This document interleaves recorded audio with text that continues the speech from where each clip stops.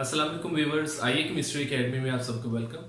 बस आज जो हम टॉपिक पढ़ेंगे वो है calculation of pH of buffers और हेंडरसन्स इक्वेशन। व्यूअर्स चलिए इसको स्टार्ट करते हैं।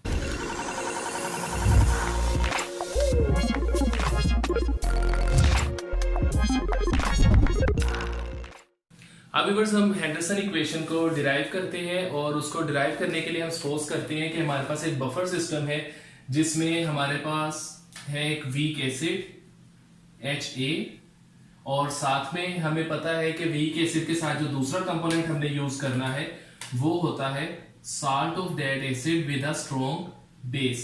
तो ये हमारे पास एक बफर सिस्टम है। ये जब आयनाइज होगा तो इस तरह से हम इनकी इक्वेशंस लिख सकते हैं। ये प्रोड्यूस करेगा H+ और A नेगेटिव, जबकि दूसरा जो है ये साल्ट जब आयनाइज होगा तो ये प्रोड्यूस करेगा Na+ और A-। तो यहाँ पे A- जो है वो हमारे पास कॉमन आयन है। अब व्यूअर्स हम इसके लिए HA जो है उसके लिए हम लिखते हैं K एक्सप्रेशन। तो हम लिखेंगे इधर Ka over weak acid that is HA। तो वो इस तरह से होगा Ka equals molar concentration of hydrogen ion into molar concentration of A- divided by molar concentration of HA। अब अगर इस इक्वेशन को हम करेंगे रीअरेंज, तो मैं लिख देता हूं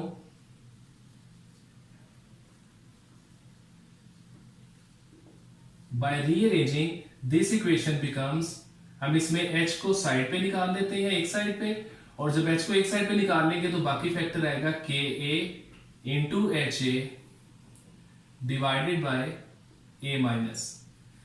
अब बस यहां पे एक पॉइंट अभी क्लियर कर लें कि जो A- है is predominantly provided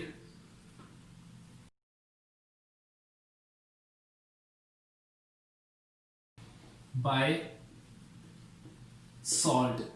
और इसकी वजह क्या है? क्योंकि हमें पता है कि हमारा जो एसिड है वो वीक है, ये कम आयनाइज होगा तो कम A नेगेटिव प्रोड्यूस करेगा, जबकि साल्ट जो है ये हमारा स्ट्रॉन्ग इलेक्ट्रोलाइट है, ये ज्यादा आयनाइज होगा और ज्यादा A नेगेटिव आयंस प्रोड्यूस करेगा। इस पॉइंट को अपने माइंड में रखना है, इसको हम आगे यूज करेंगे।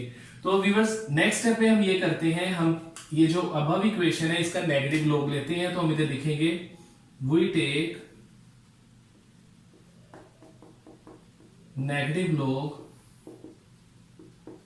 Of above equation. सो ये इक्वेशन जो है वो हमारे पास इस तरह से आ जाएगी कि हम इसको लिखेंगे negative log of H+ is equal to negative log, ये पूरा फैक्टर जो है उसमें आएगा Ka into HA divided by A negative. अब बस इसको फर्दर जब हम सोल्व करेंगे तो हमारे पास ये इक्वेशन बनेगी negative log of H+ is equal to negative log Ka minus negative log minus log, ये आ जाएगा हमारे पास HA इंटू A-। अब अपने प्रीवियस लेक्चर्स में हम ऑलरेडी डिस्कस कर चुके हैं कि जो नेगेटिव लॉग ऑफ H+ होता है ये एक्चुअली pH होता है, और जो नेगेटिव लॉग ऑफ Ka है इसको हम रिप्रेजेंट करते आए हैं pKa से।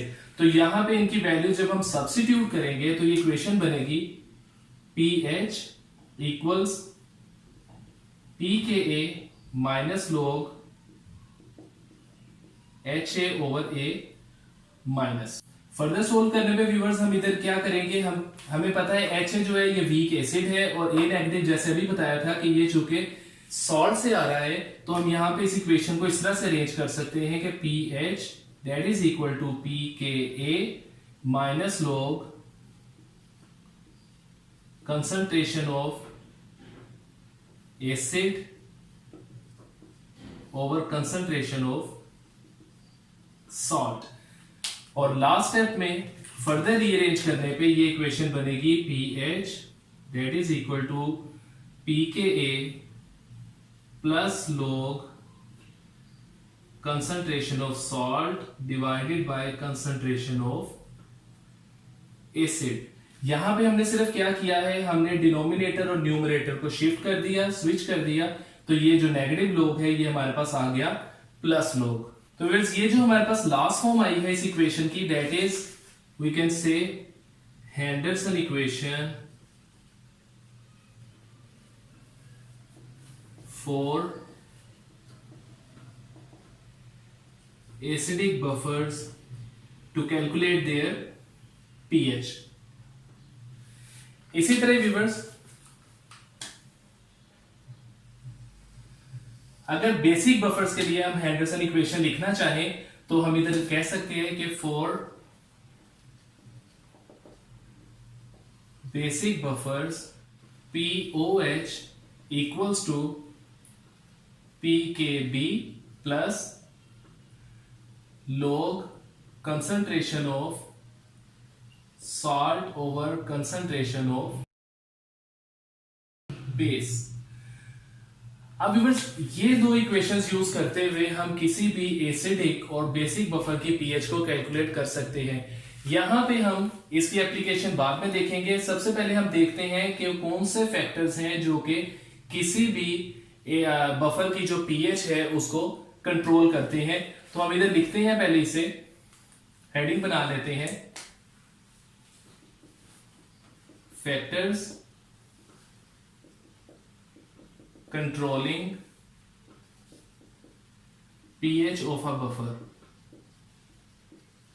और इस केस में अगर हम कहना चाहें तो हम कह सकते हैं, हम एग्जांपल जिसकी लेंगे एसिडिक बफर। तो फिर यहां पे इस इक्वेशन को देखते हुए हमें दो फैक्टर्स नजर आ रहे हैं जिनके ऊपर pH of acidic buffer depend करेगी। उसमें से एक फैक्टर हमारे पास है pKa ऑफ एसिड और दूसरा फैक्टर है ratio of concentrations of salt and acid. बस इन दो फैक्टर्स को यूज करते हुए हम स्पेसिफिक पीएच का बफर बना सकते हैं। लेकिन जो बेस्ट प्रैक्टिस है वो ये है कि मैं इधर लिखता हूं साथ में, फिर आपको प्रिपरेशन दिखाता हूं। कहेंगे for preparing best acidic buffer we take concentrations of weak acid and salt equal। इससे क्या होगा मैं आपको समझाता हूं एक एग्जांपल से कि सपोज करें हम एक बफर बना रहे हैं एसिडिक बफर, जिसमें हम ले रहे हैं weak acid that is acidic acid, और जो साल्ट हम यूज कर रहे हैं दैट इज सोडियम एसिटेट। तो वैसे अगर हम एसिडिक बफर के लिए हेंडरसन इक्वेशन यूज करें तो ये बनेगी हमारे पास कि pH equals pKa plus log of concentration of CH3 COONA divided by CH3 COOH। इस इक्वेशन को हमने यूज किया। अब जैसे मैंने कहा कि हमने इन दोनों की कंसंट्रेशंस इक्वल ली हुई हैं। इक्वल का मतलब ये कट ऑफ हो जाएगी और ये फैक्टर हमारे पास इस तरह से आएगा कि pH equals pKa plus log 1। और वैसे हमें पता है कि जो log 1 है ये हमेशा 0 होता है, तो हम इधर लिखेंगे pH is equal to pKa। अब ये इधर मैं साथ लिख देता हूं एस log ऑफ 1 इक्वल्स 0। तो यस इससे हमें क्या फायदा हुआ? इससे हमें यह हुआ कि पहले हमारे पीएच दो फैक्टर्स पर डिपेंड कर रही थी, लेकिन जब हमने इक्वल कंसंट्रेशंस ले ली तब पीएच जो है वो टोटली डिपेंड कर रही है सिर्फ और सिर्फ pKa ऑफ वीक एसिड, जो कि एसिडिक एसिड के केस में होती है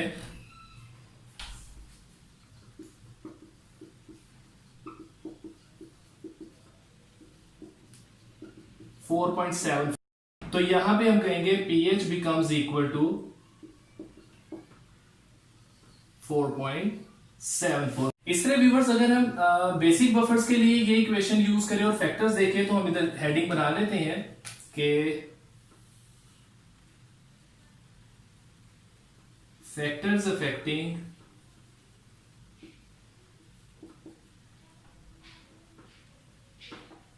pOH of बेसिक बफर्स। तो एक तो इसमें आएगा फैक्टर हमारे पास PKB और दूसरा फैक्टर वही ratio of concentration of salt and base. तो इसमें भी हम इसी तरह से ही जैसे हमने एसिडिक बफर बनाते हुए यूज किया कि हम अगर इस कंसंट्रेशन में अमाउंट्स को इक्वल ले लें तो यहां पे भी जो पीओएच है वो सिर्फ डिपेंड करेगी पीकेबी पर, और इस तरह से हम बेस्ट टाइप का जो बफर सिस्टम है वो बना सकते हैं। नेक्स्ट व्यूअर्स, अब हम देखेंगे एप्लीकेशन ऑफ हेंडरसन इक्वेशन। तो यहां पे हम पहले हेडिंग दे देते हैं।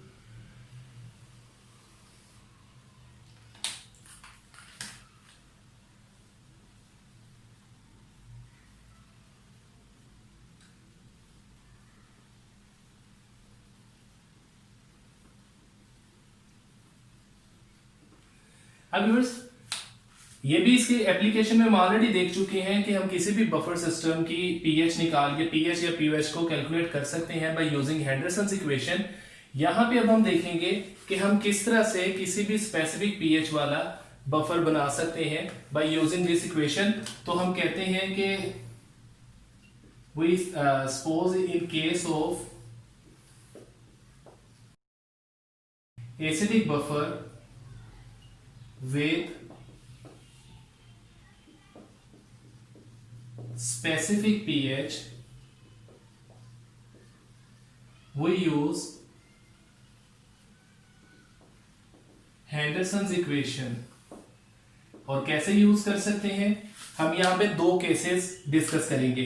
पहले केस में केस 1 हमने यहाँ पे एसिडिक बफर की एग्जांपल पे हम बनाएंगे यही एसिडिक एसिड और सोडियम एसीटेट वाला बफर। तो मैं इधर लिख देता हूं कि बफर सिस्टम हमारे पास है CH3COOH और साथ जो साल्ट हम यूज कर रहे हैं दैट इज CH3COON। तो केस 1 में हम डिस्कस कर लेते हैं, हम सपोज कर लेते हैं कि कंसंट्रेशंस कि हम कहते हैं कि कंसंट्रेशन ऑफ वीक एसिड जो है वो हमारे पास है 0.1, whereas concentration of salt जो है ये हमारे पास है 1.0। इन वैल्यूज को जब हम हेंडरसन इक्वेशन में पुट करते हैं इस इक्वेशन में, तो हमारे पास इस तरह से कुछ ये सोल्व होगी कि हम कहते हैं pH is equal to pKa plus log, हमारे पास ऊपर फैक्टर आता है concentration of salt divided by concentration of weak acid. Viewers, इस इक्वेशन में अब हम इनकी कंसंट्रेशंस पुट करते हैं तो आएगा pH is equal to pKa की वैल्यू हमने कहा था in case of acetic acid क्या होती है 4.74 प्लस log साल्ट की कंसंट्रेशन हमारे पास है 1.0 और जो हमारे पास एसिड है उसकी कंसंट्रेशन है 0.1। जब इसको सोल्व करेंगे तो pH आएगी 4.74 प्लस log 10। अब व्यूअर्स, log 10 जो है हमें पता है इक्वल 1 के होता है, हम कहेंगे एज log 10 इक्वल्स 1। तो pH जो है इस केस में आ जाएगी 4.74 प्लस 1 दैट इज 5.74। तो ये हमने स्टैंडर्ड एसिटिक एसिड जो हमारे पास एसिडिक बफर था उसकी pH में हमने चेंज किया बाय यूजिंग दीज वैल्यूज। इसी तरह ही अगर हम केस 2 डिस्कस करें,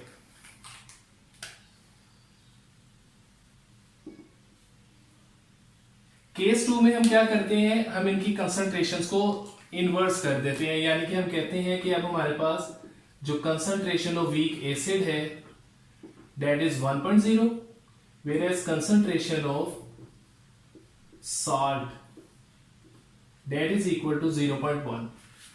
अब अगर इन वैल्यूज को हम पुट करें इसी इक्वेशन में तो बनेगा pH is equal to pKa plus log concentration of salt divided by concentration of acid.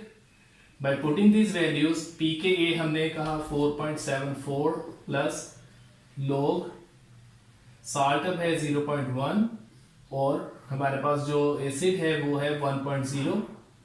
Further solve करेंगे तो हम कहेंगे pH इक्वल्स 4.74 प्लस log 10⁻⁻1 या log 1/10।